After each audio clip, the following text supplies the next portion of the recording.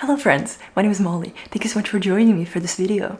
And today I wanted to share some of the common mistakes that people make when they first start their yoga practice.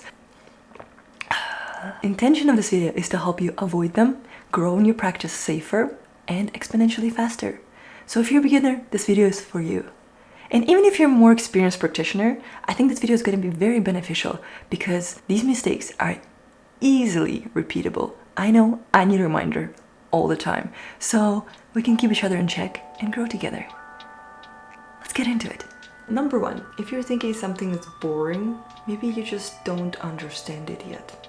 A lot of people think that I just fell in love with yoga, it sparks so much passion in me that that's all I do now, and it's actually not true. The first couple of times that I did yoga, I actually thought it's extremely boring and I dismissed it as a not worthy practice for me. And imagine what would have happened if I never did it again. Oh my god, it's a scary thought. I just needed to find something that was more relatable to me to enter this practice. I think it's important to keep an open mind. If you are just starting off yoga, you're thinking that it might be a little bit boring for you, there's so many kinds of yoga that you can explore and find what works for you. Even if you're in more progressed practice, sometimes some of the parts might seem a little bit boring and you just don't want to do them. But I think this is where you're really limiting your potential, because some of the most boring parts might be an area you want to look into. I know that some of the most boring parts of yoga were the ones where I needed to work on the most. The reason why yoga was very boring for me is because I could not sit with that stillness. I could not be comfortable and open to experiencing myself. And I know now that this was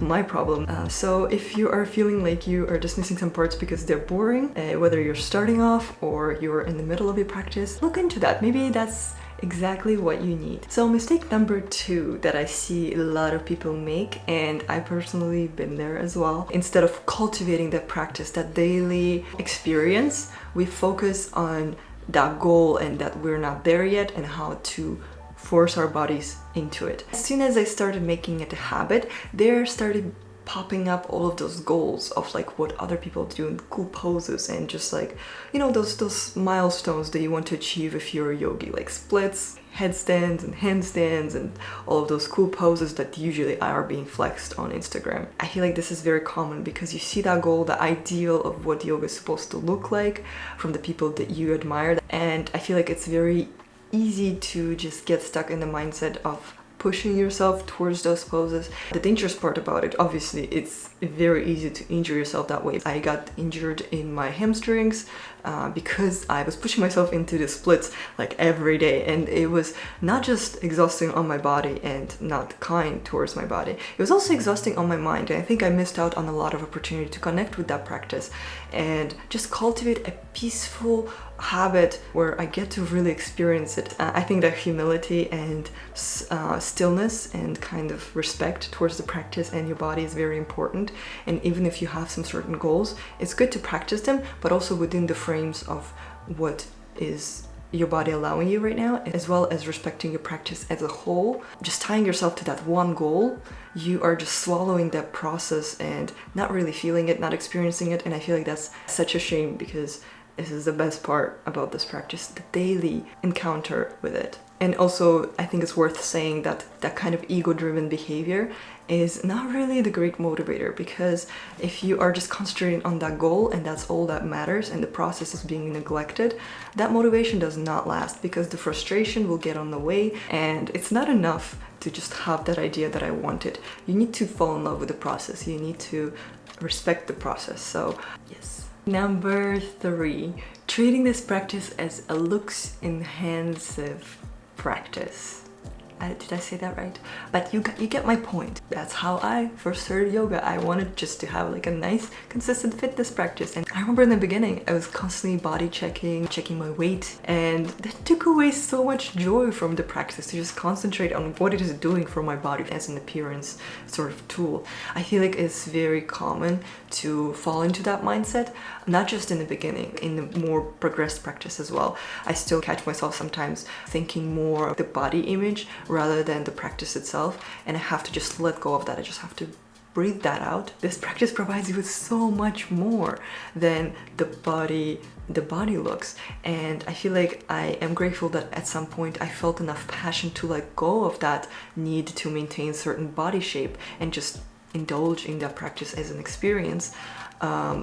And I'm glad I did that, because that gave me so much more than even like amazing Victoria's Secret body, model body could ever give me. And it's peace and actual satisfaction with how I look in a way that's like feels that way. And what I love about yoga, that it shapes your body in a way that it's sort of meant to be. With consistent yoga practice, your body just becomes itself. And I feel like that's so beautiful, because we all have such different bodies. Eventually, if you just put your mind into that practice, your body becomes beautiful to you, because you are experiencing it, you're seeing how strong it is and what it does for you.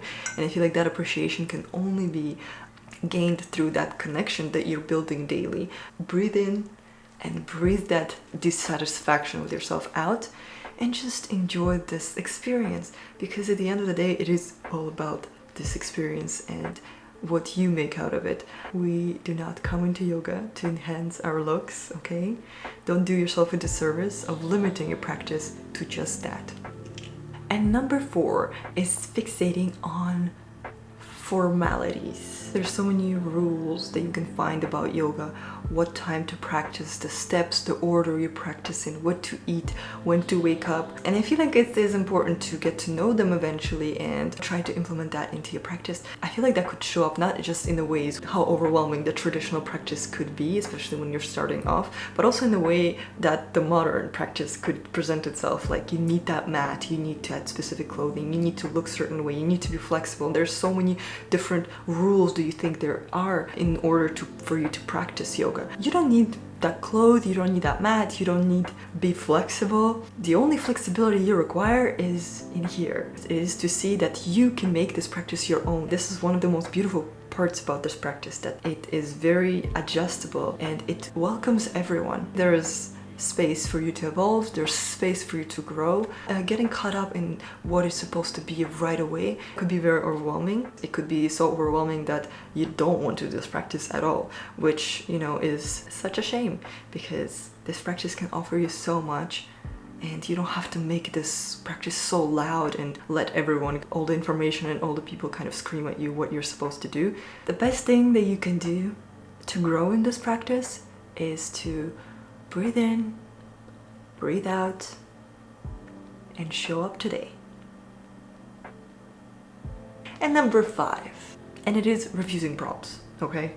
Your worth is not tied to your need to use props. And again, we're coming to the theme of ego-driven practice. I used to definitely refuse props and just try to push myself in the pose, because this is how advanced yogis do it, and I don't want to like seem like a beginner. I don't want to feel like I need to use props.